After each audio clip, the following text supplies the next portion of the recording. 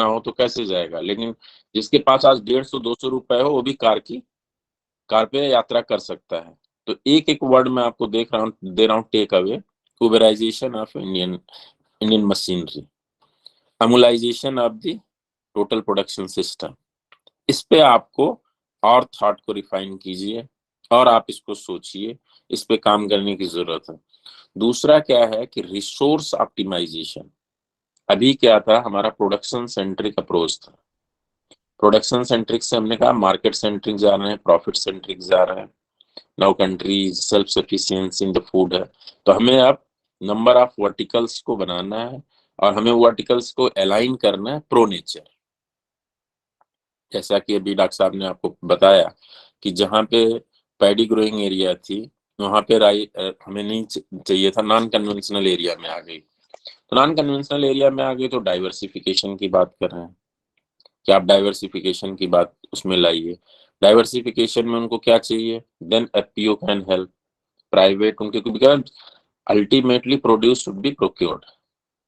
अगर वो प्रोक्योर्ड नहीं होता, चेन में नहीं जाता है, उसको आगे उसकी सेल बिक्री नहीं होती है, तो कोई आदमी प्रोड्यूस नहीं करेगा।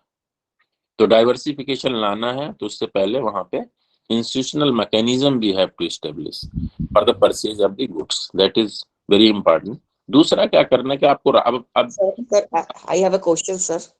सर मेरा क्वेश्चन ये है कि आपने बोला कि सभी फार्मर्स ट्रैक्टर खरीद लेंगे, तो इसका मतलब है कि हम मशीन्स का भी यूज फार्मर्स को एक लिमिट में करें? नहीं, हमने उसके आगे आपने बेटा नहीं सुना, हमने कहा कि मशीन सभी यूज करें लेकिन किराए पे, कस्टम हायरिंग सेंटर। जैसे आप लोग हो तो आप कस्टम हायरिंग सेंटर खोलो, पंचायत लेवल पे अगर कस्टम हायरिंग सेंटर खुल जाएगा तो कास्ट डिवाइड हो जाएगी ना। और उन्हें किराए पे, जैसे आप अभी कार उबर से जाना चाहते हो तो 5 लाख की गाड़ी खरीदो या 200 रुपए में उबर करके चले जाओ। तो सेम आपको विचार लाना पड़ेगा कि कैसे कास्ट को मिनिमाइज करना है। और कैसे तो अपने मतलब कि स्कार्स रिसोर्सेज को फार्मर्स लोग मैक्सिमाइज करें और अपने पैसे को बचाएं? हाँ, वही आपको करना। और जो हमारे युवा जो पढ़े लिखे लोग जो एग्रीकल्चर में आ रहे हैं, वो एक सरकार की योजना कस्टम हायरिंग सेंटर कई जगह पे अच्छा परफॉर्म कर रही है। तो आप क्या कर सकते हैं कि कस्टम हायरिंग सेंटर खोल सकते हैं, पंचायत लेवल पे किसानों को जोड़ सकते हैं। आईटी का जमाना है, उनको उनके ऑपरेशनल एक्टिविटीज के लिए आप किराए पे उनको अवेलेबल करा दीजिए, तो उनको भी आपको बिजनेस मिल गया, उनको कम पैसा हो गया, कम पैसे में उनका काम हो गया। तो अब सर मैं बात कर इसके रहा लिए था, सरकार अनुदान देती है क्या सर खोलने के लिए? पूरा अनुदान देती है। आप हमारा स्मैम करके एक स्कीम है भारत सरकार की, उसको जाएंगे तो मशीनरी पे अनुदान देती है। उसको देखिए तो उसमें जितनी मशीनरी हैं, जो भी एग्रीकल्चर में मशीनरी यूज होती हैं, उन पे अनुदान देके कस्टम हायरिंग सेंटर खुलाने की योजना है। तो अभी आपके प्रश्नों का मैं जवाब जल्दी जल्दी से, जो भी पूछना है, जितने आपने पूछे थे सबके जवाब हैं। अभी मैं 2 मिनट में अपनी बात को खत्म कर देता हूँ कि अब आपको राष्ट्रीय प्रायोरिटी क्या है। राष्ट्रीय प्रायोरिटी में हमें अभी इस समय जो सोचने की बात है वो है हमारा फूड सिक्योरिटी। हमने कहा उससे आप कंप्रोमाइज नहीं कर सकते, उसके बारे में मैंने बोल ही दिया, दोबारा नहीं बोलूंगा। दूसरा क्या है कि आपको आय की, जो मैंने बात कही है, आय बढ़ाना है लेकिन लैंड से प्रेशर कम करना है, इसको ध्यान रखना है। बहुत बड़ी बात, कोई नहीं बोलेगा इसको। इसमें क्या है कि नए इंटरवेंशन हमें रूरल एरिया में लाने पड़ेंगे जिससे इकोनॉमी जो है डाइवर्सिफाई हो, it should not be based on only agriculture. दूसरा क्या हमने आपको बोला कि हमारा जो कंप्लीट वैल्यू चेन पे हमें अपने को फोकस करना है।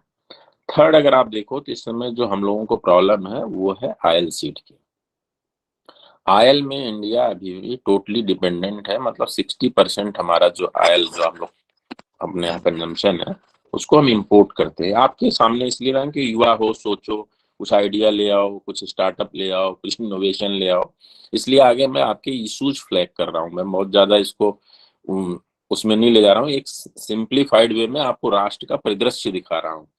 तो क्या है कि आपका आयल में अगर देखेंगे तो 1,25,000 करोड़ रुपए का अभी हम आयल इंपोर्ट करते हैं, 1.25 लाख करोड़ रुपीज। तो क्या है कि 60% आयल पे डिपेंडेंसी है। अब इसको कैसे हम short term, long term, Bharat सरकार प्लान कर रही है, बना रही है, योजना है।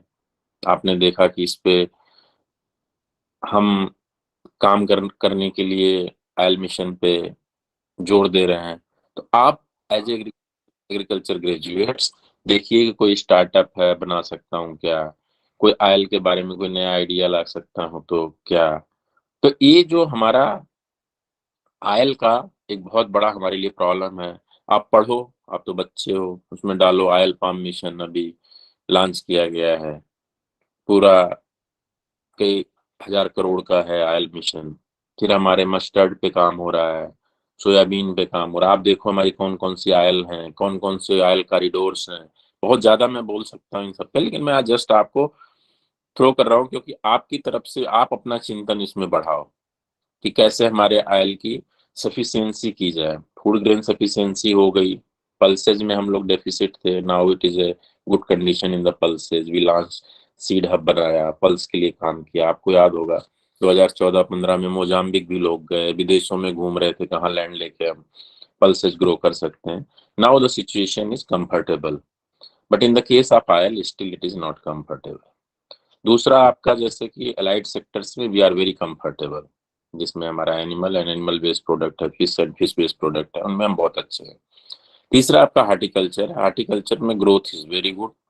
अभी आपको जो थर्ड एडवांस एस्टीमेट आया है उसमें 342.3 मिलियन टन की जब हम बात कर रहे हैं, उसमें प्रोडक्शन आया है कि जो surpass the grain production with the major 28 million hectare से आया है, जिसमें 60% वेजिटेबल हो रही। तो इसमें क्या है कि हम फूड सिक्योरिटी से न्यूट्रिशनल सिक्योरिटी की तरफ भी बढ़ रहे हैं। डिमांड क्या होगा, जब सर्विस सेक्टर बढ़ेगी, अर्बनाइजेशन बढ़ेगा, तो हमारी जो न्यूट्रिशनल सिक्योरिटी उसकी डिमांड प्रेशराइज होगी।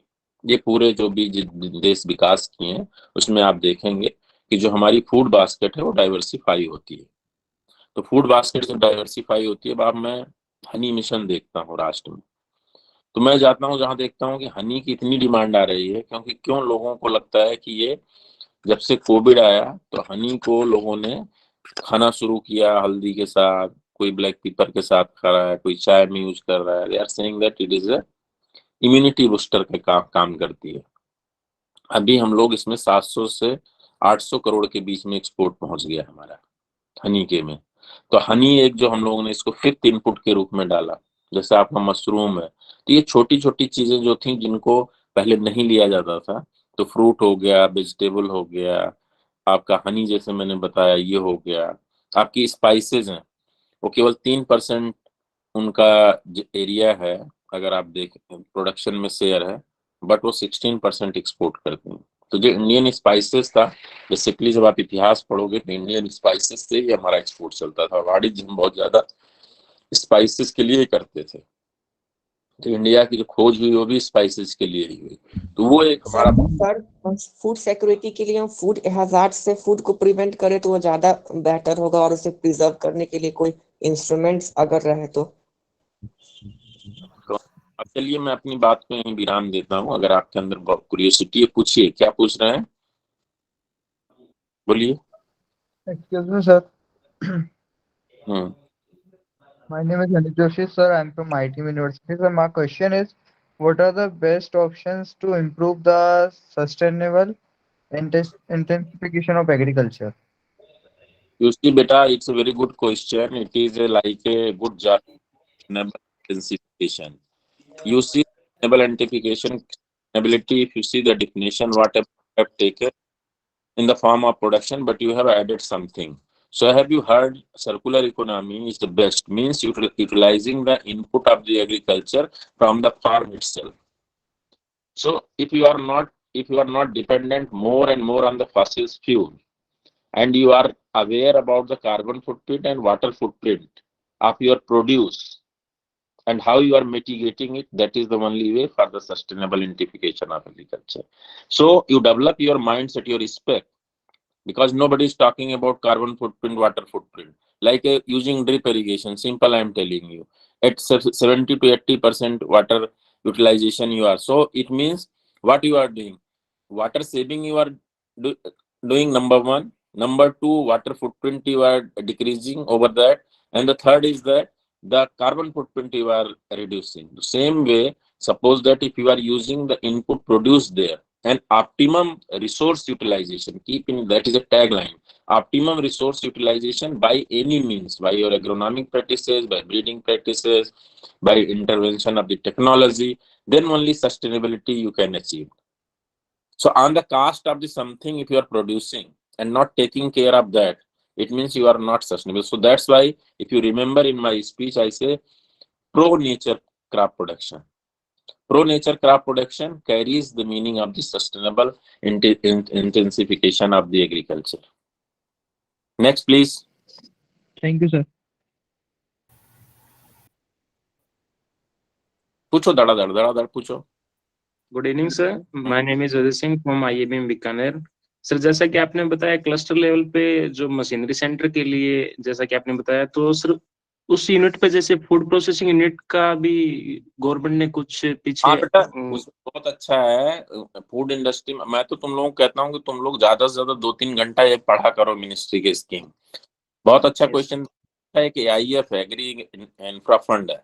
एग्री इंफ्रा फंड क्या है कि ये सरकार ने 1 लाख करोड़ का फंड बनाया, लेकिन उसमें क्या टॉप अप स्कीम है. ये इतनी अच्छी स्कीम है, इसको जो जानता है उसको यूटिलाइज करता है. तो जैसे तुमने कस्टम हायरिंग बना लिया, बाकी पैसा अपना लगा लिया. AIF में क्या हुआ, 90,000 ब्रांचेज ऑलरेडी लिंक्ड हैं उसमें. अब तुम उस पर जाके AIF खोलोगे, उस पर ऑनलाइन अपना अप्लाई कर दोगे, तो सरकार ने बैंक से कहा कि 9% से ज्यादा तुम लोन नहीं मतलब ले सकते हो, 9% इंटरेस्ट. उसमें क्या है, फिर जब 9% फिक्स हो जाएगा तो 3% उसका सरकार दे देती है. उसको सबवेंशन स्कीम बोलते हैं. अब तुम्हारा जो 9% का 3% तो सरकार भरेगी, मतलब केंद्र सरकार. कई राज्यों में जैसे यूपी राज्य है, वहां 3% टॉप अप मिलता है. तो कितने पे हो गया, 3% पे हो गया. तो दुनिया में कहीं भी 3% लोन पे अगर काम नहीं कर पा रहा तो इसका मतलब नहीं कर पाएगा वो. तो क्या है कि इतनी बढ़िया स्कीम है. और प्रोसेसिंग पे भी है. प्रोसेसिंग पे ऑलरेडी हमारी NHB में हम लोग वैल्यू चेन पे देते हैं, प्रोसेसिंग पे देते हैं. दूसरी इंडस्ट्री मॉपी है. मॉपी तो पूरा पैसा ही देती है, उसमें 50% सब्सिडीज हैं, 75% है. FPOs के लिए अलग स्कीम है. तो ये बहुत अच्छा है, प्रोसेसिंग के लिए वहां से पैसा मिलता है. AIF इन सबके ऊपर टॉप अप स्कीम बोलते हैं. जब सब कुछ हो जाए तो वहां से भी ले. तो अगर जो लोग जैसे जिनको इकोनॉमिक्स का थोड़ा आइडिया है, वो इसको लेते लेते पहुंच जाते हैं 70-80% तक पहुंच जाते हैं, और अपना पैसा लगा के. तो ये थोड़ा सा उसको देखोगे, करोगे, तो उसमें बहुत अच्छा आ जाएगा कि आप वहां पे AIF से काम कर सकते हैं, मोपी से काम कर सकते हैं, NHB से काम कर सकते हैं, MIDH की स्कीम है उससे काम कर सकते हैं. इवन जो हमारा मशीनरी वाला पार्ट है उसमें भी कुछ काम कर सकते हैं. और बताइए सर.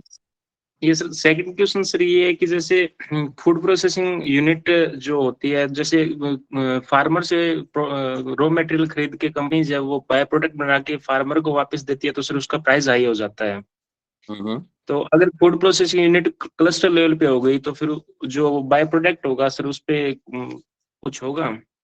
नहीं, वो क्यों नहीं होगा. तुम तो FPO पे बनाओगे तो प्राइस किसान को दो ना भाई. वही तो बात हो रही है कि जब तुम किसान से, और क्यों वही करोगे, यही तो मैं अभी रोक रहा था कि आप उनके साथ जुड़िए प्रोडक्शन से. चूंकि आपका जो नॉलेज है, जिसकी जो इनटेंजिबल, उसको टच नहीं कर सकते हो ना, उनको खरीदवाना. तो उनके साथ पूरा जुड़िए और कलेक्शन सेंटर बना के प्रोसेस कीजिए. जो पैसा आता है, जो उसका वैल्यू एडिशन हुआ, उसका कुछ पार्ट किसान को प्रीमियम दीजिए, तो किसान की आमदनी उससे बढ़ेगी. चलिए, thank you very much. Okay. Participants, you can drop down your rest of the queries in the chat box. Okay. They will be answered after the event. Okay. Thank you very much, sir, for giving us insight of importance of food and nutritional security, resource management, and to bring new intervention in Indian farming system in a sustainable manner, sir. Thank you very much. Moving forward, our next speaker is Dr. Shailesh Kumar Singh, Professor and Dean, School of Agriculture in ITM University, Gwalior, MP. He received his PhD degree in horticulture from Uday Pratap Autonomous College, Varanasi, UP, and master's degree in horticulture from Acharya Narendra Dev University of Agriculture and Technology, Ayodhya. He bears 15 years of teaching and 10 years of research and administrative experience as head of department, associate dean, and dean. He is also serving as editorial board member and reviewer of many index journals. He has received Research Appreciation Award and Research Excellence Award from different organizations and society. He had guided 30 postgraduate and 10 PhD students as advisor and more than 20 students as co-advisors. Authored more than 100 research and review articles in the journals indexed in Web of Science, NAS, or Scopus, 10 book chapters in Springer, 2 books, and presented more than 20 papers in national and international conferences. His area of research contribution includes high-tech horticulture crop management, nursery management, organic horticulture, biodiversity, biofertilizers, and biostimulants application in horticulture, plant nutrient management, intercropping, and post-harvest physiology of horticultural crops. Now, I welcome our next speaker, Dr. Shailesh Kumar Singh, sir. Sir, the platform is yours, sir. Thank you, Dr. Kusum, for this explanatory introduction.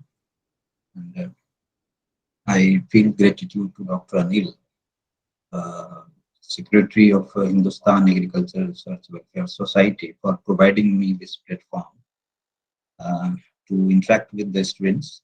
And it is very good initiative that he has taken the topic as a novel agricultural system,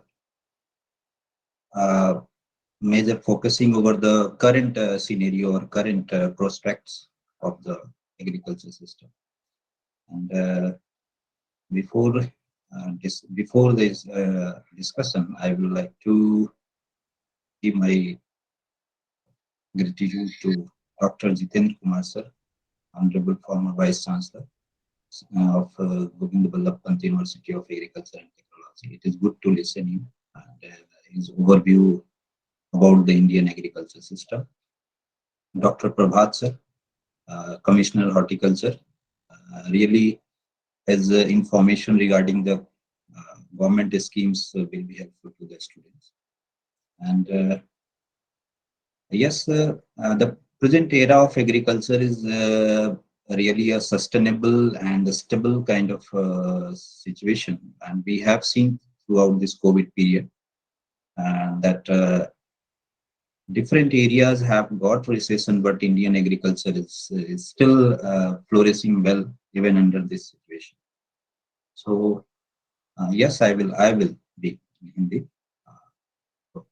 No problem. So जो अभी present scenario वो आप देख रहे हो Indian agriculture में, वो काफी स्टेबल है. अगर हम पास्ट के फेजेस को देखें तो उस पॉइंट ऑफ व्यू से इस रेसेशन का जो टाइम एक फेज आया था, short phase due to covid, उस कंडीशन में भी क्या है कि हमारा इंडियन एग्रीकल्चर काफी फ्लोरिश रहा और हम एक बेटर फ्यूचर को भी एक्सपेक्ट कर रहे हैं. अभी जो डाटा सर ने बताया, प्रभात सर ने बताया, उस बेस पे हम एक्सपेक्ट कर रहे हैं कि काफी अच्छा प्रोडक्शन रहेगा. तो ये क्या है, this is only due to the stability of the Indian agriculture. हमारे जो एग्रीकल्चर में स्टेबिलिटी है उसका एक मेन. और दूसरा ये आउटकम है, यस आई विल क्लियर. सो जो ओवरऑल आउटकम है वो पास्ट के जो 50 इयर्स का जो जर्नी रहा है वो काफी मार्वेलस रहा है इंडियन एग्रीकल्चर सिस्टम में. आप 66 से 69 का जो एनुअल प्लान था गवर्नमेंट ऑफ इंडिया का, उसने तो एकाएक एक बहुत बिगर चेंज लाया जो ग्रीन रिवोल्यूशन के फॉर्म में हमें मिला, और हमने एक अच्छा लीड लिया पर्टिकुलरली सीरियल प्रोडक्शन. एंड उसके बाद से अगर हम देखें तो हम पीछे कभी मुड़ के नहीं देखें, चाहे वो ऑयल प्रोडक्शन का में इंक्रीज हो, चाहे पल्सेस में हो, चाहे आपका इन फ्रूट्स, वेजिटेबल्स, हॉर्टिकल्चरल क्रॉप में प्रोडक्शन रहा है. इन सब में आप देखोगे तो डिफरेंट फेजेस में जो है हमने काफी अचीव किया है. And so this all things are responsible for the stability of the Indian agriculture. अब एक बीच में क्वेश्चन आया था एक बच्चे का, ऑर्गेनिक के लिए काफी परेशान था, तो चूंकि हम उसी पॉइंट पे अब आगे चलेंगे एक एक करके. तो वो क्वेश्चन था आपका कि हम फार्मर्स को कैसे कन्विंस करें. सो नो डाउट ये कोई इजी वर्क नहीं है। आपको अगर आपने पढ़ा हो तो पता होना चाहिए कि जब fertiliser input as a fertiliser intensive agriculture शुरू हुआ था हमारे यहाँ, उस समय फार्मर्स को ये कन्विंस करना बहुत मुश्किल था कि फर्टिलाइजर का आप यूज कीजिए और इससे आपका प्रोडक्शन हाई हो। तो कोई भी टेक्नोलॉजी आती है तो इसको डिसमिनेट करना, इसको फार्मर तक ले जाना, ये एक चैलेंजिंग रोल होता है। और ठीक उसी तरह से ऑर्गेनिक एग्रीकल्चर का भी है। बट जैसा कि जितेंद्र सर ने कहा था, ऑनरेबल वाइस चांसलर सर ने कहा था कि आपका जो टाइम टेकिंग प्रोसेस है और प्लस एकाएक शिफ्टिंग ऑर्गेनिक एग्रीकल्चर की तरफ ये कहीं से भी फिजिबल नहीं है, क्योंकि फूड सिक्योरिटी के कॉस्ट पे हम ये नहीं कर सकते। एकाएक शिफ्टिंग नहीं पॉसिबल है, हमें स्टेप वाइज इसकी तरफ मूव करना है। ऑर्गेनिक एग्रीकल्चर एक इम्पॉर्टेंट एस्पेक्ट है।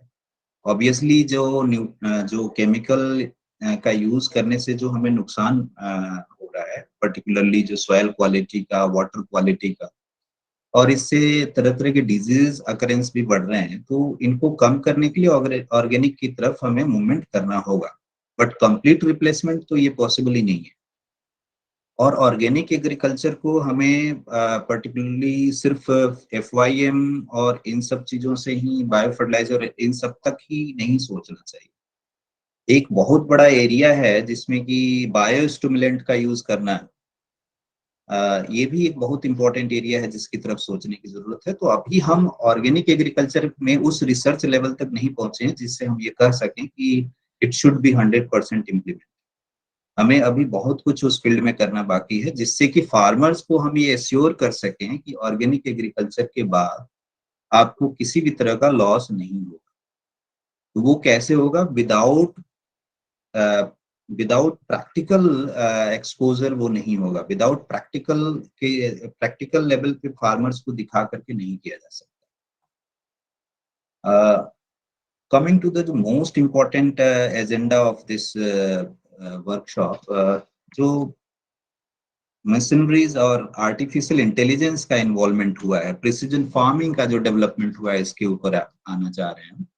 पर्टिकुलरली अगर एग्रीकल्चर जनरेशंस को देखें, डिफरेंट जनरेशंस ऑफ एग्रीकल्चर, चाहे वह अब्रॉड या इंडिया, थोड़ा सा हम पीछे रहे हैं जनरेशंस को प्रोसीड करने में, जनरेशंस को क्रॉस करने में, बट हमने भी उन सारे जनरेशंस को फेज को पास किया।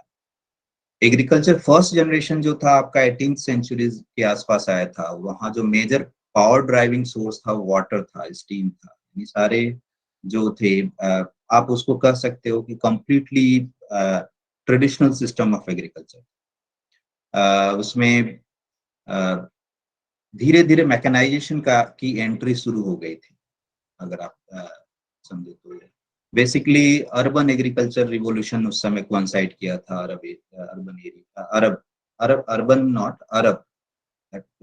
रीजन। सो सेकेंड फेज आया, जो आप कह सकते हो एग्रीकल्चर का सेकेंड जनरेशन जो आया, वो 20th सेंचुरी के बिगिनिंग में आया, और वहाँ इलेक्ट्रिक पावर का as a major driving force इस्तेमाल हुआ। और वो फेज था जो हम मास प्रोडक्शन की तरफ बढ़े। मास प्रोडक्शन मतलब कि जो हम फूड डिफिसिट कंडीशन में थे, हम फूड सफिशिएंसी की तरफ अपने आप को लेकर के गए। वहाँ मेजर टारगेट था प्रोडक्शन को इंक्रीज करना।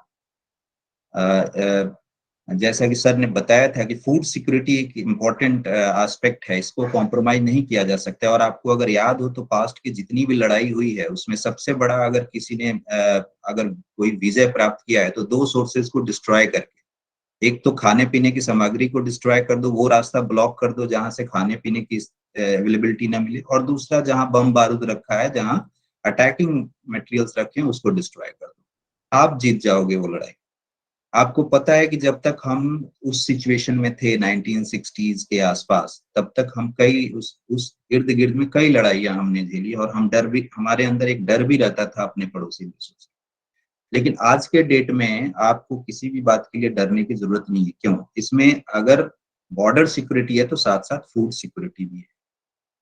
किसी भी लड़ाई में हमें कोई डर नहीं है कि हमें फूड की कमी होगी अगर हमें बाहर से भी कट ऑफ कर दिया जाए। और इसका एग्जाम्पल आप देख चुके हो पोखरण टेस्ट में। हम लीडर होकर के उस टेस्ट को किए और लोगों ने कई तरह के प्रतिबंध भी लगाए, बट हमें कोई फर्क नहीं पड़ा, किसी भी तरह का इफेक्ट नहीं आएगा। तो ये एक ऐसा फेज था जिसने हमें बहुत ही स्ट्रांग बना दिया, अपनी कंट्री को एक स्ट्रांग लेवल दे दिया, और ग्रीन रिवोल्यूशन का मेजर फेज इसको माना जाता है। जो थर्ड एग्रीकल्चर फेज आया वो 21st सेंचुरी के बिगनिंग में आया, और यही था हमारे यहाँ intervention of IoT, internet of thing का, ऑटोमाइजेशन का कंसेप्ट यहीं से स्टार्ट हुआ, इंफॉर्मेशन टेक्नोलॉजी यहाँ एंटर किया, कंप्यूटराइजेशन, बिकॉज हम देख रहे हैं कि कंप्यूटराइजेशन अगर बेसिक एस्पेक्ट्स पर देखें तो 1990s के बाद ही हमारे यहाँ शुरू हुआ है। तो इससे अंदाजा लगा सकते हो कि हमारे यहाँ एग्रीकल्चर में ऑटोमाइजेशन तो 21st सेंचुरी के बिगिनिंग में ही आया, थोड़ा सा हम डिले रहे, अदर कंट्रीज में पहले था ये कंसेप्ट। और यहाँ से शुरू होता है क्लाइमेट स्मार्ट एग्रीकल्चर का, क्योंकि जब ऑटोमाइजेशन आप लाते हो तो एक चीज तो क्लियर हो जाता है कि आप टाइम बाउंडेड चीजों को मैनेज कर सकते हो एग्रीकल्चर में, किस समय आपको खाद डालना है, किस समय इरिगेशन करना है, कितना अमाउंट में इरिगेशन करना है, ये सब चीजों पे आप कंट्रोल ला सकते हो। लेकिन ये फेज अभी क्लोज नहीं हुआ, तब तक हमारे यहाँ 4th जनरेशन भी तुरंत आ गया, और ये लगभग 2010 के आसपास आया है। और ये 4th जनरेशन कैसे आया? आर्टिफिशियल इंटेलिजेंस ऐड हो गया उसके लिए। अब यहाँ से हम बात करते हैं प्रिसीजन एग्रीकल्चर की, क्योंकि सबसे ही एस्पेक्ट यही है, और आज के डेट में अगर हम देखें तो इसके विरोधाभास भी हैं और इसके सपोर्टर भी हैं। हम दोनों एस्पेक्ट पे डिस्कस करेंगे अभी। जो एग्रीकल्चर का 3rd जनरेशन था, जहाँ पे अगर हम ऑटोमाइजेशन की बात करते हैं तो वहां पे क्या था? डाटा कलेक्शन हो रहा था।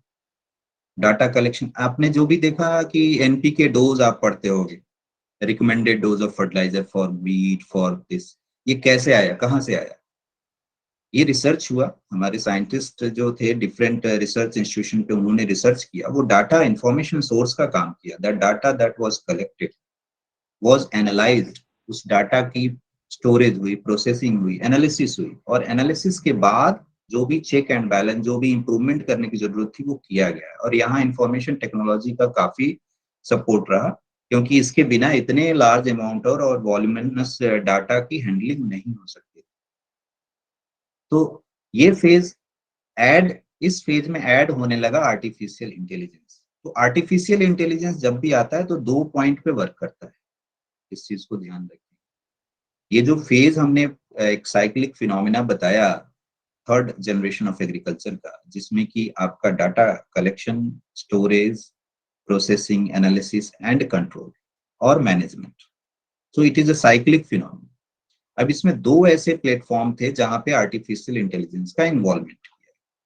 एक तो डाटा कलेक्शन, जो man power based data collection था, आज के डेट में वो डाटा कलेक्शन हम धीरे धीरे शिफ्ट कर रहे हैं कि आर्टिफिशियल इंटेलिजेंस के थ्रू। आप देखते होंगे कि स्कैनर का यूज हो गया, आप कैमरा के थ्रू इमेजिंग टेक्नोलॉजी की बात कर रहे हो, इमेज ले रहे हो, उस इमेज के बेस पे आप चेक कर रहे हो कि क्या है।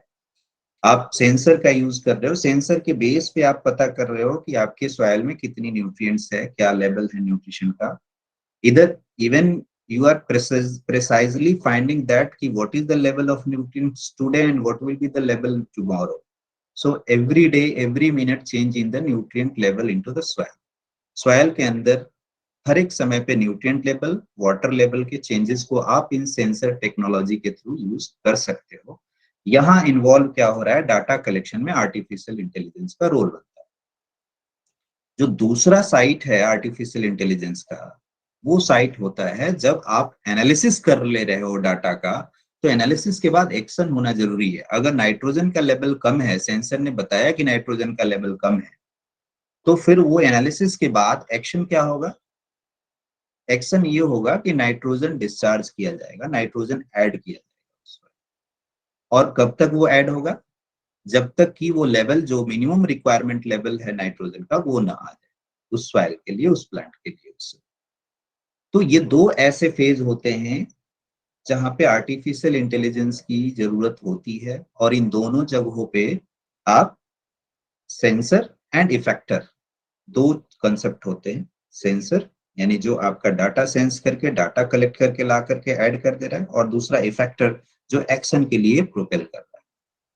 तो ये जब आर्टिफिशियल इंटेलिजेंस का ऐड हो गया तो यहाँ पे आ जाता है एग्रीकल्चर का फोर्थ जनरेशन। डिजिटल इंडिया की बात जब आप कर रहे हो तो डिजिटल एग्रीकल्चर की बात वहीं पे आती है। And this is what precision agriculture.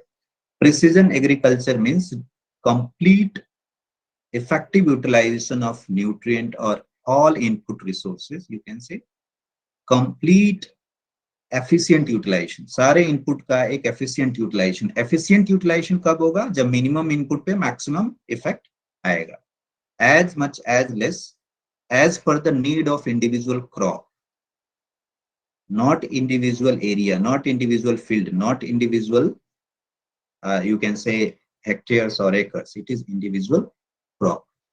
Minimum possible area को कितना बेटर तरीके से आप मैनेज कर सकते हो मैक्सिमम रिसोर्स यूटिलाइजेशन के लिए, ये है कंसेप्ट आपका प्रिसिजन एग्रीकल्चर का। और ये कभी भी पॉसिबल नहीं है अगर आपने आर्टिफिशियल इंटेलिजेंस को नहीं यूज किया एग्रीकल्चरल टेक्नोलॉजी। ड्रिप इरिगेशन आप जान रहे हो, ड्रिप इरिगेशन से आप सबको पता है कि maximisation of utilisation of water हो रहा है। क्या है ये? आपका एग्रीकल्चर का थर्ड जनरेशन।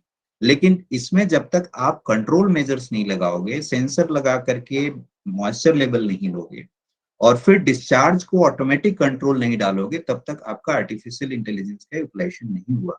और ये आपका फर्दर इसको इम्प्रूव कर देगा। और हाईटेक जो पॉली हाउसेज हैं उसमें इन सब चीजों का कंप्लीट इन्वॉल्वमेंट होता है। तो हाईटेक पॉली हाउस क्या है? एक तरह का प्रिसिजन एग्रीकल्चर का एक फॉर्मेट है। एक एरोपोनिक्स जो एडवांस लेवल के एरोपोनिक्स है उन सब में इन सब टेक्निक्स का यूज किया जाता है। कब क्लाउड बस्टिंग करनी है, कब आपको फॉगर ऐड करना है, ये सब that all based on the sensor data collected from by the sensor. तो यहाँ क्या है? आर्टिफिशियल इंटेलिजेंस का यूज किया जाता है। इसका मतलब दोनों पॉसिबल है। अगर आप आर्टिफिशियल इंटेलिजेंस नहीं यूज करते हैं तब भी प्रोडक्शन पॉसिबल है, अगर आप इसको ऐड करते हैं तब भी प्रोडक्शन पॉसिबल है। डिफरेंस क्या आएगा? प्रिसाइज यूटिलाइजेशन होगा रिसोर्सेज का, इफेक्टिव यूटिलाइजेशन होगा रिसोर्सेज का। और इससे एडवांटेज क्या मिलेगा? जो अभी इसके पहले प्रॉब्लम सर ने बताया था, प्रभात सर ने, कि जो हमारे रिसोर्सेज जो मैक्सिमम यूज हो जा रहे हैं उनको कितना बेटर तरीके से यूटिलाइज करें, कितना ऑप्टिमाइजेशन करें, वो यहाँ पे सॉल्व हो सकता है। अब यहाँ एक चैलेंज आता है जो बार बार हम कहते हैं। एक तो चैलेंज भ्रम है, सिर्फ हम ये कहते हैं कि it is a high cost technique. बिल्कुल गलत रिप्लाई है, बिल्कुल गलत कंसेप्ट बना हुआ है। आपको ये थोड़े कोई कह रहा है कि आप सीधे चले जाओ हाईटेक पॉली हाउस ही बना लो। आप तो नॉर्मल एग्रीकल्चर फील्ड में भी इसका यूटिलाइजेशन कर सकते हो। ऐप, मोबाइल ऐप के थ्रू आजकल आप महंगा कैसे कर सकते हो, कॉस्टली कैसे कर सकते हो। आज हर घर में अगर एक एंड्रॉयड मोबाइल है तो इसका मतलब कि यूटिलाइजेशन वहां से भी सब कुछ कंट्रोल हो सकता है। कमी कहाँ पे है? कमी जो अभी सर ने एक और पॉइंट बताया था, स्टार्टअप्स कितना बढ़ा सकते हैं एज ए एग्रीकल्चरल स्टूडेंट। उबराइजेशन का जो कंसेप्ट दिया था, ये कितना हम कर सकते हैं एज ए स्टूडेंट। ये हमें विलेज तक लेकर के जाना पड़ेगा, ये फार्मर्स तक लेकर के जाना पड़ेगा एग्रीकल्चर स्टूडेंट्स को। अब पॉइंट आता है कि वाई, क्यों एग्रीकल्चर स्टूडेंट्स जाएगा इस चीज को करने में अगर उसको बेनिफिट नहीं होगी, प्रॉफिट नहीं होगी, राइट? तो ये सब कहीं ना कहीं से एक स्टार्टअप के कंसेप्ट हैं, और इनमें अगर आप फार्मर्स के साथ जुड़ते हो और फार्मर्स को ये फैसिलिटी प्रोवाइड करते हो तो ऑब्वियसली कहीं ना कहीं फार्मर्स इसका चार्ज पे करेंगे और वो आपका एक सोर्स ऑफ इनकम होगा।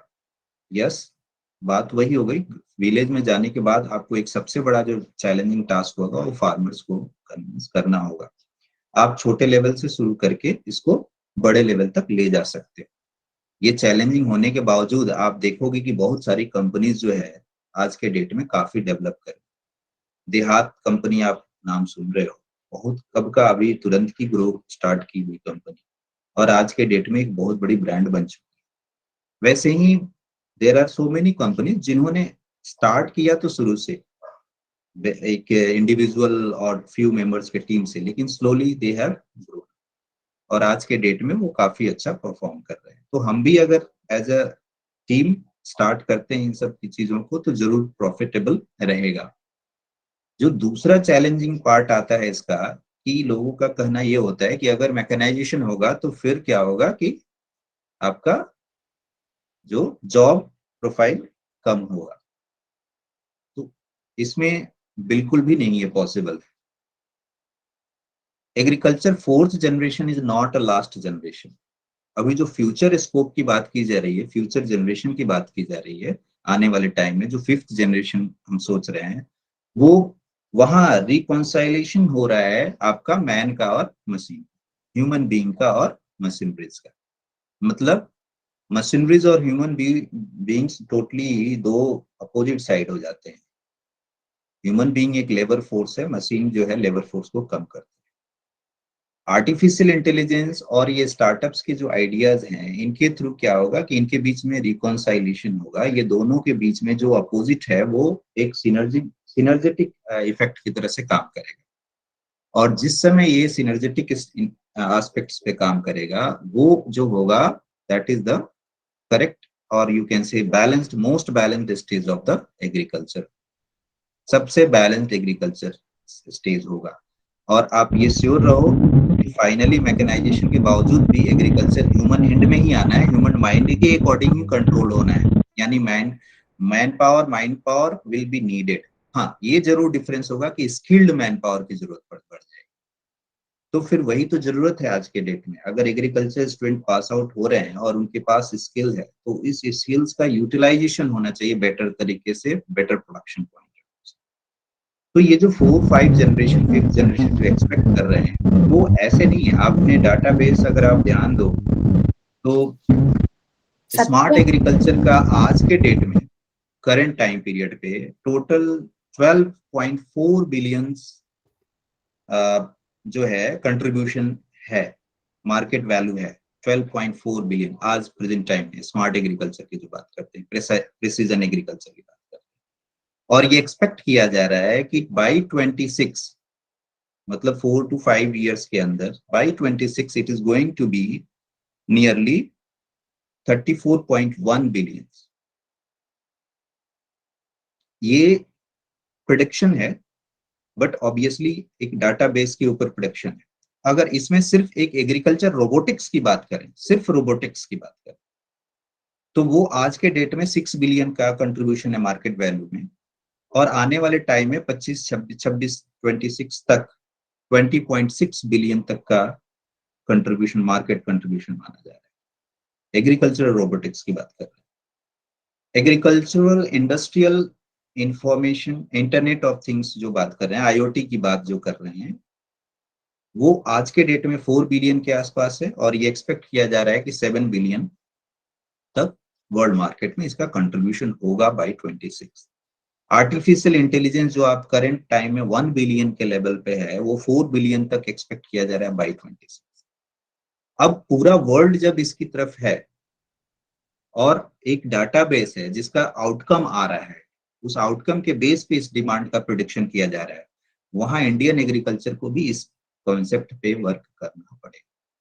ठीक है, और हम कर भी रहे हैं, बट इसके पेस को हम जितना बेटर तरीके से बढ़ा सकते हैं, that we will do better. वो हमारे नेशनल प्रोडक्शन और प्रोडक्टिविटी के लिए बेनिफिशियल होगा। यानी हमारे ये सब किस तरह से होगा, जब हम अपने रिसर्च इस एरियाज को इम्प्रूव करें, और करिकुला जो स्कीम है, स्टडी एरिया है, उसको भी डेवलप करें। आप पेन स्टेट यूनिवर्सिटीज की अगर करिकुला को देखें, वहाँ एक मेजर जो एग्रीकल्चर पढ़ने वाला मेजर सब्जेक्ट में एग्रीकल्चर पढ़ रहा है, वो माइनर में फोटोग्राफी ले रहा है, माइनर में फोटोग्राफी ले रहा है, माइनर में आर्टिफिशियल इंटेलिजेंस पढ़ता है। ये चीज हमें भी तो ध्यान देना है, वो क्यों कर रहा है। ऑब्वियसली अननेसेसरी तो नहीं कर रहा है, ऑब्वियसली रीजन है। फोटोग्राफी का जो रोल है, इमेज टेक्नोलॉजी का जो रोल है, वो एग्रीकल्चर में कम नहीं है। अगर फ्रूट के कलर को देखते हुए अगर ये बताया जा सकता है कि इसकी राइपनिंग स्टेज है, कौन सी हार्वेस्टिंग स्टेज है, तो फिर इमेज टेक्नोलॉजी का यहाँ पे बहुत इंपॉर्टेंट रोल है। अगर फ्रूट के स्टेट को देख करके उसकी सेल्फ लाइफ के बारे में प्रिडिक्शन किया जा सकता है, तो इमेज टेक्नोलॉजी का यहाँ बहुत बड़ा रोल है। अगर हम सिर्फ प्रिडिक्शन सिर्फ जो है विजुअल परसेप्शंस पे करते रहेंगे तो ऑब्वियसली वो मार्केट लॉस है, क्योंकि सबसे बड़ी दो प्रॉब्लम जो हमारी है वो एक है पोस्ट हार्वेस्ट मैनेजमेंट और दूसरी मार्केट। मार्केट के लिए, ट्रेड के लिए सब पे अभी आपको प्रभात सर ने काफी अच्छा पॉइंट डिस्कस किया। पोस्ट हार्वेस्ट मैनेजमेंट में चूंकि in hand of the agri farmers है, ये फार्मर्स के लेवल पे काफी हद तक मैनेज किया जा सकता है, तो ऑब्वियसली कहीं ना कहीं आर्टिफिशियल इंटेलिजेंस, इमेज टेक्नोलॉजी की इंपॉर्टेंस है, जरूरत। तो कहीं ना कहीं हमें एज अ स्टूडेंट भी अपने आप को करिकुला में ऐसे कोर्सेज को लेकर के ऐड करना चाहिए माइनर के तौर पे, इलेक्टिव के तौर पे, जिससे कि क्या हो सके, हमें बेनिफिट हो सके, हमारी नॉलेज जो है वो मल्टी डायमेंशनल, मल्टी डिसिप्लिनरी हो सके। So this all areas are very important. ये एक बहुत इंपॉर्टेंट 7 days वर्कशॉप हो रहा है, और मैं आई होप कि ये बहुत अच्छा और फ्रूटफुल होगा स्टूडेंट्स के लिए, सबके लिए, और इंफॉर्मेटिव होगा। If there is any question, कोई पॉइंट है तो आप बताएं। Hello sir. हाँ। सर हम बोल रहे थे जो लार्ज फार्मर जो होता है वो प्रिसीजन फार्मिंग को अधिक एक्सेप्ट करता है, ट्रू। तो सर जो स्मॉल फार्मर जो है वो प्रिसीजन फार्मिंग को एक्सेप्ट नहीं कर रहा है सर अभी, नहीं करेगा क्योंकि अब सर वहाँ प्रॉब्लम आ रही है ना। उसको क्या है प्रॉब्लम, देखो सबसे पहली पॉइंट तो आ गई ना कि फूड सिक्योरिटी। उसको तो सबसे पहले इच्छा, उसकी जो सबसे प्रायोरिटी, प्राइमरी रिक्वायरमेंट क्या है, फूड है। वो इसीलिए नहीं एक्सेप्ट करना चाह रहा है ना इस चीज को। उसकी जो प्राइमरी प्रॉब्लम है वो क्या है, मनी है, इनकम सोर्स है, जिसके कारण वो अभी प्रिसीजन फार्मिंग को नहीं एक्सेप्ट कर पा रहा है। लेकिन अगर कोलैबोरेटिव अप्रोच के थ्रू फार्मर्स की इनकम को सिक्योर करना शुरू कर दिया जाए विलेज लेवल पे, तो वो फार्मर फिर क्यों नहीं अडॉप्ट करेगा, वो फार्मर फिर इसकी तरफ क्यों नहीं मूव करेगा। इतनी सारी योजनाएं हैं जिसके थ्रू जो गरीब किसान है उसको फूड मटेरियल्स प्रोवाइड कर रही है गवर्नमेंट। अगर इस फेज में भी फार्मर्स उसकी तरफ नहीं सोच सकते हैं, जिस समय कि उनको at least a little bit security है फूड की, तो वहां पे कहीं ना कहीं हमारा रोल बनता है कि हम उनको ऐसे लेवल पे लेकर के जाएं। कंप्लीटली हाई प्रिसीजन फार्मिंग पे जाने की कोई जरूरत नहीं है। मैंने बताया कि भी दो पॉइंट्स पे मैंने डिस्कस किया, या तो थर्ड फेज या fourth phase, but farmer capable है कि थर्ड फेज तक जा सकता है। अगर आप ज्वाइंट रिसोर्सेज प्रोवाइड करना शुरू कराएं, हायरिंग के बेस पे रिसोर्सेज हम प्रोवाइड करना शुरू करें, तो फार्मर की इनकम धीरे धीरे बढ़नी शुरू होगी। और जब इनकम बढ़ेगी तो कॉन्फिडेंस आएगा और धीरे धीरे प्रिसीजन एग्रीकल्चर की तरफ जाएगा फार्मर। आप छोटे फार्मर्स की हम बात कर रहे हैं, अगर पॉली हाउस स्ट्रक्चर या ग्रीन हाउस स्ट्रक्चर के थ्रू अगर उसका इनकम बढ़ सकता है, और बहुत सारी गवर्नमेंट जो है उनमें सपोर्ट भी कर रही है, सब्सिडाइज्ड है, तो उसमें कमी कहाँ पे आ जा रही है, क्योंकि फार्मर्स को वो ट्रेनिंग नहीं मिल पाई जिस ट्रेनिंग के थ्रू वो अपने प्रोडक्शंस को रेगुलरली बढ़ा सके। फाइनली 1-2 साल के बाद वो प्रोडक्शन कम डाउन हो जाता है, कंट्रोल रहता नहीं है, इन्फेस्टेशन बढ़ जाता है, वो पॉली हाउस बंद हो जाता है। तो प्रॉब्लम कहाँ पे है, अवेयरनेस और ट्रेनिंग प्रोग्राम। अगर हम इन सब चीजों को मैनेज कर पाए तो हमें लगता है कि फार्मर धीरे धीरे एकाएक सडनली नहीं एक्सेप्ट कर सकता है। अभी तो प्रिसीजन एग्रीकल्चर को हायर लेवल पे भी समझने में बहुत दिक्कत है। हम 50% समझ पाते हैं, 50% छोड़ देते हैं। तो फार्मर्स को समझाना ऑब्वियसली टफ टास्क है, but slowly the time will come कि धीरे धीरे ये मार्जिनल और लो लैंड होल्डिंग वाले फार्मर्स तक भी पहुंच सकता है। हेलो जी सर। हेलो हेलो हाँ, नमस्कार सर, मैं देसरा ठाकुर हिमाचल से। सर इस केस में जो हम प्रिसीजन फार्मिंग की बात कर रहे हैं और इनिशियल इसमें जो है रिस्क फैक्टर बहुत ज्यादा है, क्योंकि Right. Natural calamities are there, और इसमें अगर हमारा जो ओपन में जब कर रहा है तो फार्मर के पास ऑप्शन रहती है कि हाँ उसमें मिक्स फार्मिंग में है, किसी in case of precision farming we are opting monoculture. और अगर बाई चांस नेचुरल क्लैमिटीज अगर किसी तरह की आती है तो जो स्मॉल एंड मार्जिनल फार्मर्स हैं वो बहुत ज्यादा लॉस में चले जाते हैं। तो मेरे हिसाब से जब हम कोई नई टेक्नोलॉजी प्रिसीजन फार्मिंग में लेकर के आते हैं तो जितना की रिस्क फार्मर के पास है उसको हम लोग जो गवर्नमेंट सब्सिडी के रूप में उसको जो बेयर करके जो फार्म को सपोर्ट करें, ताकि फार्मर जो है कॉन्फिडेंस के साथ उस प्रिसीजन फार्मिंग को दिल से करे, ताकि इसके सक्सेस रेट जो है वो मैक्सिमम आ सकते हैं और हम इस टेक्नोलॉजी को जो है स्मॉल एंड मार्जिनल फार्मर तक ले जा सकते हैं। तो सर ये मेरा अपना पर्सनल व्यू है और ये मेरा अनुभव भी है। बिल्कुल सही कहा आपने सर। एक्चुअली क्या है कि रिस्क बियरिंग कैपेसिटी फार्मर के पास नहीं है, जिसके कारण मोनोकल्चर की तरफ बिल्कुल जाता है। इवन क्रॉप डाइवर्सिफिकेशन भी जब इस कंसेप्ट को भी लाया जा रहा है तो भी फार्मर्स अभी हम देखें तो डाइवर्सिफिकेशन की तरफ ही नहीं मूव कर पा रहे हैं पूरी तरह से। प्रिसीजन तो अभी स्टेज अहेड है।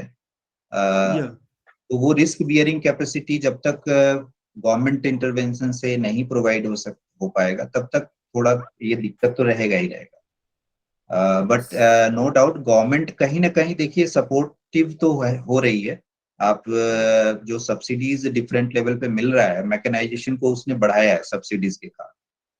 लेकिन हमारा पॉइंट बस ये है कि अगर अवेयरनेस नहीं रहेगा तो ये सब्सिडीज का क्या हो जा रहा है कि वो इफेक्टिव यूटिलाइजेशन नहीं हो रहा है आज के डेट में। एक बहुत अच्छा एग्जांपल ट्रैक्टर का ही सर ने दिया कि बहुत सारी जगह पे ट्रैक्टर पे परचेज पे सब्सिडी प्रोवाइड किया गया, सब्सिडाइज किया। बट वो बस एक क्या हो गया कि खरीद करके और स्टैंडिंग कंडीशंस में कई जगह पे आ गया, वो इफेक्टिव यूटिलाइजेशन नहीं हुआ। तो कहीं ना कहीं सब्सिडीज जब आ रही हैं, जो भी सब्सिडीज मिल रही हैं उनका बेटर यूटिलाइजेशन कैसे किया जा सकता है, ये भी एक बहुत इंपॉर्टेंट पार्ट है जिसके थ्रू फार्मर्स को अवेयर किया जाए। सर इस केस में जो है जो सर ने हमारे को जो है एक्सेस परचेज ऑफ ट्रैक्टर्स का एग्जांपल दिया था, उसका जो ऑप्शन आई है हमारे पास ऑप्शनल है कस्टमर हायरिंग सेंटर्स, और that must be promoted instead of individual subsidy.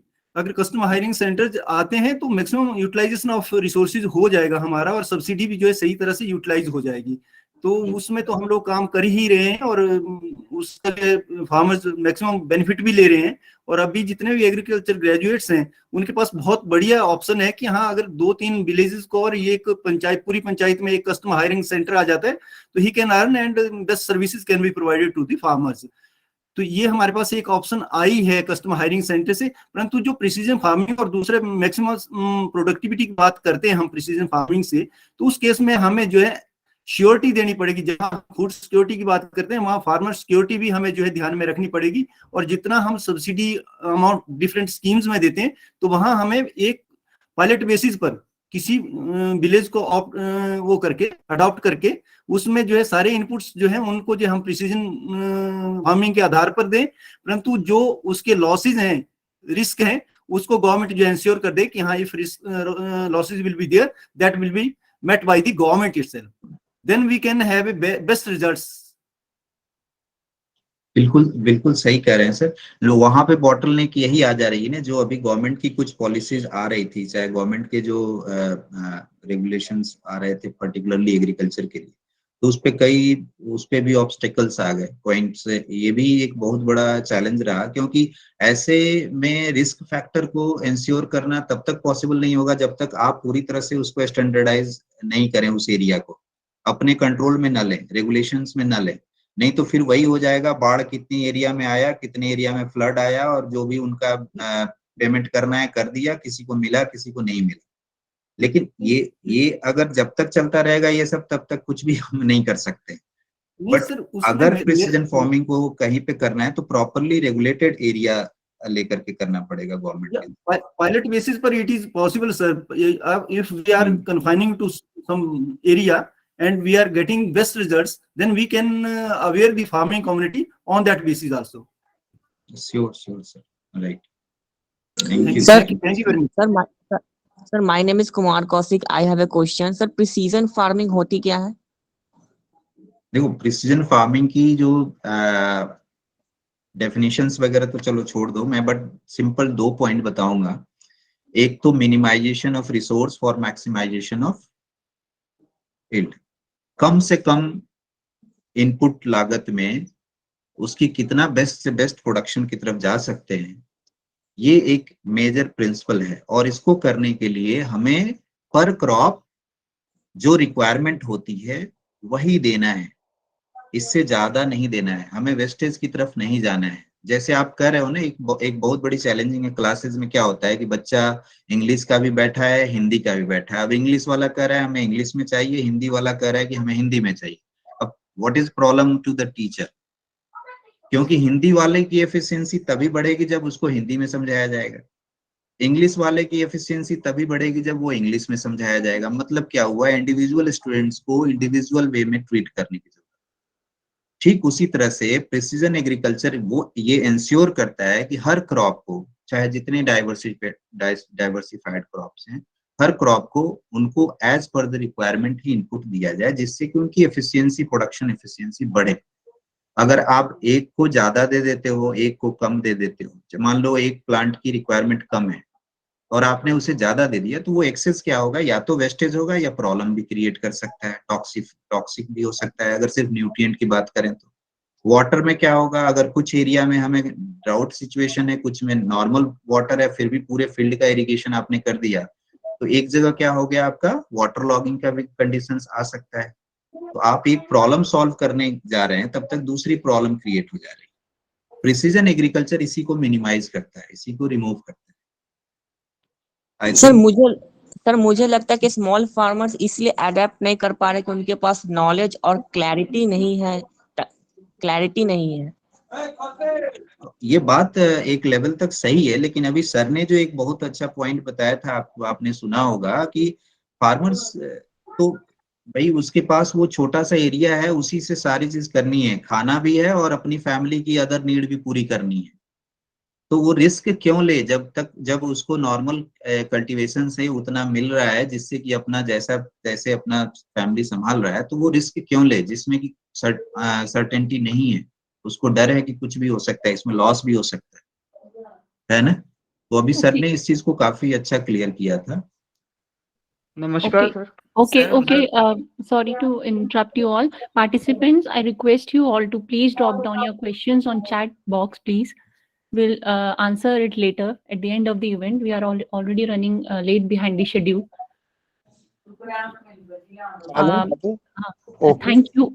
Thank you very much, sir. Dr. I'm sending phone number. You can WhatsApp me message your question also, no problem.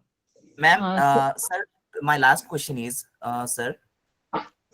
Please send on the WhatsApp. Please send on the WhatsApp. I will reply. Participants, please, sir has already dropped down his number. You can ask him on that particular number. Okay. Thank you, Dr. Shailesh Kumar Singh, sir, for enlightening us with the role and involvement of artificial intelligence in agriculture today, be it proximity sensing, remote sensing, Internet of Things, and image-based precision farming, which is important for intelligent data integration. Thank you very much, sir. Now moving forward, our next guest is Dr. Vipin Masih Prasad, who is Professor and ex-head Department of Horticulture, Sam Higginbottom, University of Agriculture, Technology and Sciences, Allahabad. He has developed a number of technologies and value-added products, that is, apple butter, apple cheese, guava cheese, avla, and aloe vera nectar, etc. These products have been commercialized and generated high income to their organization. Along with the research and extension area, Dr. Prasad is also involved in teaching for 22 years as an assistant professor, associate professor, professor and head, Department of Horticulture Sciences. During his career, he guided 12 doctoral and 75 postgraduate students and conducted 2 national seminars and 34 farmers training in the field of horticulture. In his career, he received many national and international awards, Fellow of the Indian Society of Vegetable Science for the year 2018 for his significant contribution in the research and extension work in various horticulture crops, Fellowship Award, Excellence in Research Award 2017, and Eminent Scientist Award 2014 by Samagra Vikas Welfare Society, Lucknow. J.A. Mathis Award for Innovative College Teacher Award by All India Association of Christian Higher Education, Fellowship Award by BioVed Research Society, Allahabad, and Young Scientist Award by BioVed Research and Communication Center, Allahabad. Moreover, he published more than 50 publications, including research papers, popular articles, book chapters, books, and technical bulletins from national and international publishers. Besides, he is member of many national and international professional societies, as well as an expert member in Directorate of Extension of Horticulture. Now, I would like to invite him, Dr. V.M. Prasad, sir, to conclude the today's training session. So, platform is yours, sir.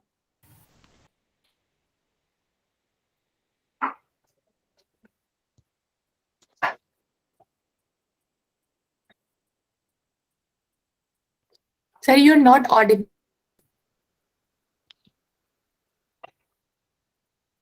No. You are not audible, sir.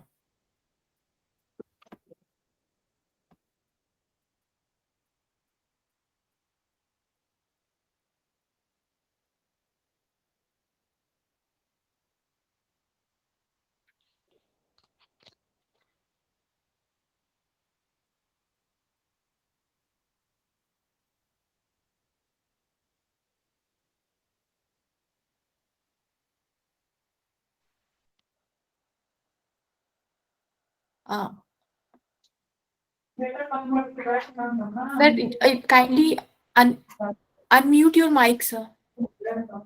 I think you have muted your mic. Okay.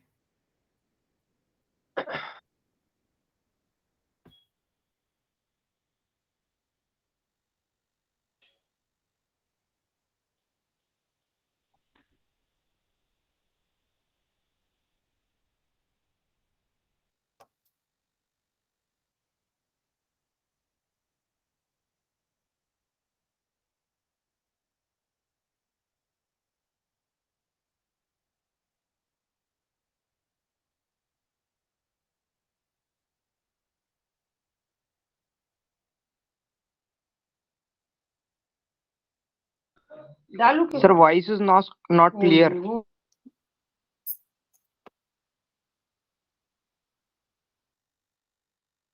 You're not audible, sir. I would like to request the technical team kindly look after the matter, please. Hello. Hello. Yes. Yes, sir. Hello? Audible, Yes, sir. sir. It's audible. Sir, you are audible, sir. Speak. Okay, I'm sorry for inconvenience. Hello. Is it clear now? Yes, sir. It is. Yes, sir. Okay, I would like to request the participants kindly mute your mic so that you get the clear voice of sir. Please mute your mic. Participants. First of all, I would like to give thanks to Honorable Vice Chancellor, sir, Professor Jitendra Kumar, sir. I am also thankful for Dr. Shailesh Kumar Singh, sir, who is the Dean. I am also very much thankful for Dr. Prabhat Kumar, sir, who is the Commissioner of Horticulture. They have really given a wonderful message, and we are really enriched by your valuable suggestions. Almost you have given from 1960 to the present era, as well as for the fifth coming generation. So you have given enlightened about various latest information, the data, about the agriculture robotic, artificial intelligence, drone technology, precision farming, precision agriculture. You have also enlightened us with latest knowledge of the post-harvest management and value addition. And you have also given so many latest information about the food security, which is the major problem of our country, and the nutritional security and the farmer's income. That is three things which is very, very important. That is very well covered: food security, nutritional security, as well as the farmer's income of our country, how we can increase. So these all are the very valuable suggestion. I hope that our audience, those who are presently connected, our research scholars, faculty members, and students, they are definitely benefited by your speech, sir, and they will utilize the knowledge in the future. And I'm also very much especially thankful for the organization, the Hindustan Agriculture Welfare Society. They have really organized such a wonderful training program, and I hope that in future also they will organize such type of training program. And during these 7 days, we all will be benefited. And in my concluding comment, I would like to say that our country, which is having the dream of our father of green revolution, Dr. M.S. Swaminathan, उनका ये सपना था कि hunger free India, यानी कि हमारे देश में कोई भी भूखा ना रहे। ये बहुत महत्वपूर्ण है। दूसरी बात ये है, हमारे जो ऑनरेबल प्राइम मिनिस्टर हैं, उनका ये प्लान है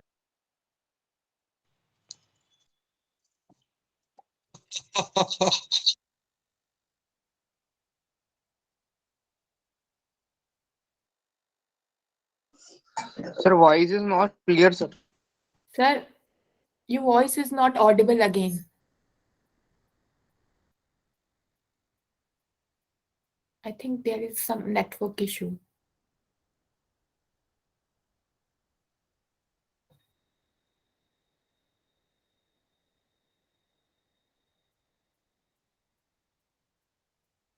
No. Hello. Yes, sir. It's coming now. Okay. Sir. I'm sorry. There is internet connectivity problem. So in nutshell, I would like to say that this today inauguration program, whatever the speeches were delivered, that was very beneficial for all of us, all the undergraduate, postgraduate student, research scholars, as well as for our development and growth of our nation. And I wish all the success for this program. Thank you very much to all of you. And especially, I want to give thanks to our General Secretary, Mr. Anil Kumar Chaudhary. And also, I want to give thanks Mr. Saurabh Singh, who is the organizing secretary. And also want to give thanks to Dr. Akasha Singh, Assistant Professor, TMU. I want to give the thanks to Miss Kusum Parswan, Assistant Professor of TMU, and all the organizing committee members who is associated with the society. And finally, I want to give thanks to all our experts, those who have delivered the lecture, and especially give thanks to all the students and our research scholar, those who are listening this speech patiently. Thank you very much. Jai Hind. Thank you so much, sir, for your kind words. I would also like to thank all the esteemed speakers for their wonderful speech or the sensitizing sessions, and also like to thank our partners, the members of advisory committee, as well as the member of organizing committee. So this is all for today. Tomorrow we will have with us Professor V.M. Prasad, Horticulture, from Shares Prayagraj as chief guest, and Dr. Ajay Singh Rajput, Regional Director, Center of Organic Farming, Government of India, Ministry of Agriculture and Farmers Welfare as lead speaker. जो enthusiasm आज दिखा है participant का, वो आगे भी training में दिखे, ऐसी ही कामना है. So thank you all for your participation and hoping for a wider participation in the subsequent days. Thank you all. Good night. Thank you, madam. Thank you. Good night. Thank you, ma'am. Thank you. Thank you, sir. Thank you. Good night, all students. Thank you, ma'am. Thank you so much. Thank you, ma'am. Thank you. Thank you, ma'am. Thank you. Thank you, ma'am. Thank you so much. Thank you, Sharon, ma'am. Thank you so much, ma'am. Good night, all of you. Thank you, ma'am. Thank you, ma'am. Thank you, ma'am. Thank you, ma'am. Thank you, ma'am. Thank you, all of you. Thank you, ma'am. Thank you, all of Thank you. you, ma'am. Thank you, ma'am, also. Ma'am has gone, bros.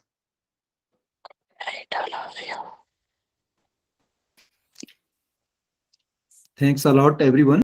Thanks a lot. Thank you, sir. Thank you, Sharon, ma'am.